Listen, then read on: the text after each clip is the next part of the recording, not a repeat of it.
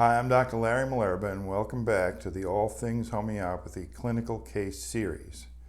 Today's case is interesting because although it is simple and elegant, the end result is so powerful.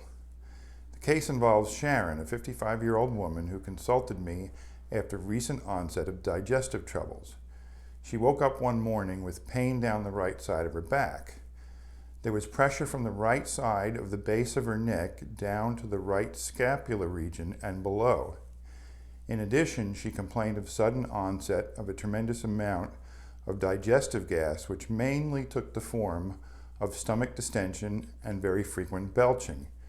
In fact, she noted that the digestive symptoms started simultaneously with the back pain. She wondered aloud to me whether she was having some kind of gallbladder attack. I was struck by the sudden onset of the symptoms, so I asked Sharon if something had changed or something had happened in the days or weeks leading up to the onset of her problem. I could see that she was about to respond in the negative, but suddenly it dawned on her.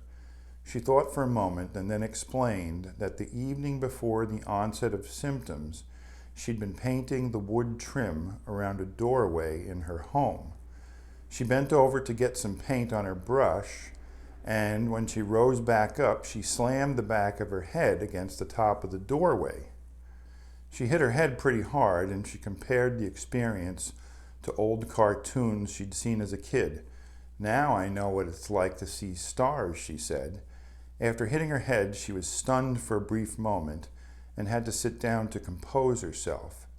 After a couple of minutes, she felt well enough to go back to painting.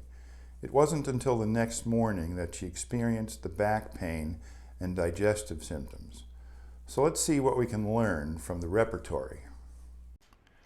If we do a basic repertorization of Sharon's complaints, it makes sense to include stomach distension here and frequent eructations here. Eructations is old-fashioned medical terminology for burping or belching. Because we weren't exactly sure what was going on, whether this was a gallbladder attack or not, it makes sense to choose a rubric that is as general as possible. So here we have gallbladder and region of the liver, a rubric that refers to remedies that have a general association with that region of the body. And finally, back pain, dorsal region right, is a rubric for pain in the right side of the thoracic region of the back. As you can see, there are a lot of remedies that cover all four symptoms. If we think of remedies that have a noted reputation for bloating and belching, we see lycopodium here right at the top. Also, China here and carbo-veg here are famous for this kind of digestive trouble. However, there's one more very important factor to consider, and that would be the etiology of the case. Sharon described a rather clear-cut and obvious etiology, or causative factor, that would help explain why she developed her symptoms. Now, she said she saw stars, and I was actually surprised to find an actual rubric for that. But since she only saw stars briefly and it was no longer a symptom, I don't think it's a useful rubric for our repertorization. However, it would be negligent to overlook the etiology of head injury. So let's see what happens when we add that into the mix. The most applicable rubric would be ailments from head injuries here. Because it's the etiology, it's potentially a very important part of the case. As such, it deserves a little more emphasis than the other clues. All the other symptoms are given equal emphasis. But if I upgrade the head injury rubric to a 2, in order to emphasize it, as you can see here, take a look at what happens to our repertorization. Nat Sulf shoots up to the top of the list. So now we have a whole bunch of remedies that cover all 5 symptoms. The difference is that not only is Nat Sulf known as a liver gallbladder remedy, but it's also one of the main remedies for the effects of head injuries. I prescribed 2 doses of natrum sulfuricum 30C. Sharon reported back that all of her symptoms were completely gone within 4 to 5 hours. No more back pain, no more digestive troubles, and they didn't return during the following weeks. So what can we learn from this case? Clearly it illustrates how important etiology can be to successful prescribing. In this case, it was clear as day, which is why I felt justified in placing more emphasis on the head injury rubric in the repertorization. Unfortunately, the original triggering factor for an illness is not always that obvious. For example, if a patient traces his arthritic aches and pains to a bad ankle sprain and he also confirms that he had no such aches and pains prior to the sprain, then we can trust that as a potentially useful etiology. If, on the other hand, a patient says she's been terribly fatigued since a bout of the flu 2 years ago, but then also admits that she had been somewhat fatigued before that flu, then we don't necessarily want to place all our chips on the flu as a possible etiology.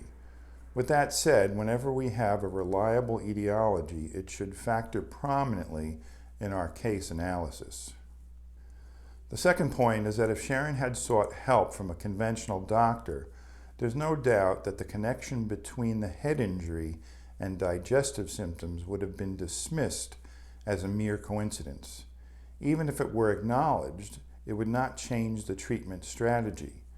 Conventional medicine has no conceptual framework that allows it to understand such connections, and it therefore makes no difference in terms of its therapeutic approach. Homeopaths, on the other hand, understand that this is the type of event that can alter the course of one's health, sometimes for a lifetime. There's no telling how long Sharon's problem would have lasted. It could have easily led to all sorts of chronic digestive problems. Who knows? It's not unusual for such a situation to escalate into a surgical intervention. Sharon could easily have been told that she needed gallbladder surgery.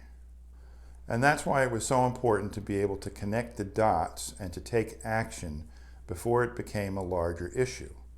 I have successfully treated many conditions over the years in their earliest stages, well before diagnostic imaging or lab tests would have been able to identify the nature of the problem. And I've been left wondering many times about what would have happened if homeopathy had not come to the rescue. This illustrates another very powerful advantage of homeopathy.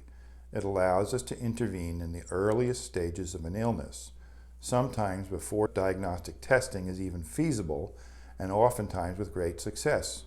Many such cases in allopathic hands would have to wait around for the results of x-rays, blood tests, and more before therapeutic decisions could be made. Am I saying that lab workups and imaging tests are of no value? Absolutely not. But it does mean that, barring an emergency, homeopathy should be the first line of defense in most situations. If early homeopathic intervention doesn't bring relief and the problem persists, then it makes sense to pursue a diagnostic workup. When early homeopathic intervention is successful, it often renders further diagnostic investigation unnecessary. The net result is a happy patient with a smaller medical bill and a medical system whose resources are not strained to the max. Well, thanks for watching. Please be sure to subscribe to this channel, and I hope you'll tune in again for the next episode of All Things Homeopathy.